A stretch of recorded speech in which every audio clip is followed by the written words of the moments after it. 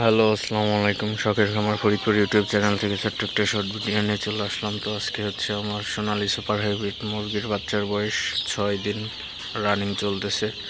তো আজকে হচ্ছে রানীক্ষেতের প্রথম ডোজ ভ্যাকসিন করতে হবে। তো আমার এখানে 1500 বাচ্চা আছে। তো 1500 বাচ্চার জন্য আমি একটা 2000-এর ডোজ আনছি। এটা হচ্ছে স্কোয়ার কোম্পানির, এটা 850 টাকা নিছে। তো অবশ্যই মুরগির বাচ্চাকে ভ্যাকসিন দেওয়ার আগে 1 ঘন্টা আগে পানি বের করে ফেলতে হবে, যাতে বাচ্চার পানি তৃষ্ণা লাগে। তাহলে ভ্যাকসিনটা দেওয়ার সাথে সাথে ভ্যাকসিনটা খেয়ে ফেলবে। তো অল্প পানির মধ্যে ভ্যাকসিন গুলিয়ে দিতে হবে। তো যে আপনারা দেখতে পাচ্ছেন, তো আমি এখানে 16টা পানির পাত্রের মধ্যে ভ্যাকসিন গুলিয়ে দিছি। তো এই অল্প পানির মধ্যে ভ্যাকসিন দিলে মুরগির বাচ্চাগুলো তাড়াতাড়ি পানি খেয়ে ফেলতে পারবে। তো বাচ্চাগুলো খুবই ভালো আছে এবং সুস্থ আছে। তো আজকে ভ্যাকসিন করার পরে কালকে হচ্ছে শেডে ছেড়ে দেব। তো আজকে এখানে রাখবো। তো আপনাদের পানি দেওয়ার পরে দেখাই বাচ্চাগুলো কীভাবে পানি খায়।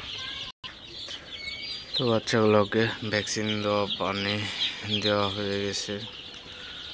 তো বাচ্চাগুলো দেখেন কীভাবে পানি খেতেছে।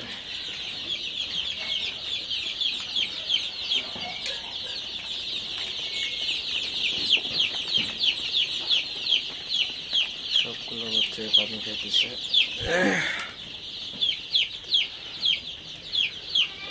তো অল্প পানির সাথে ভ্যাকসিন দিতে হবে।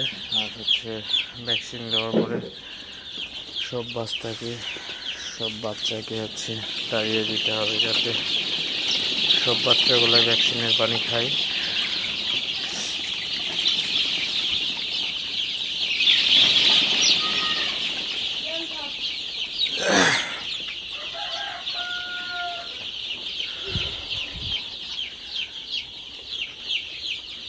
তো অবশ্যই খেয়াল রাখবেন যাতে সব বাচ্চাগুলো পানি খায়।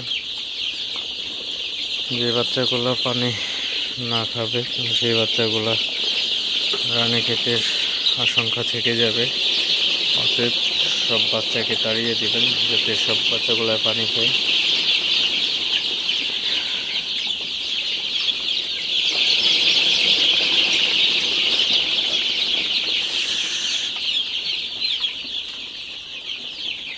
তো মোটামুটি সব বাচ্চাগুলোই পানি খাইতেছে।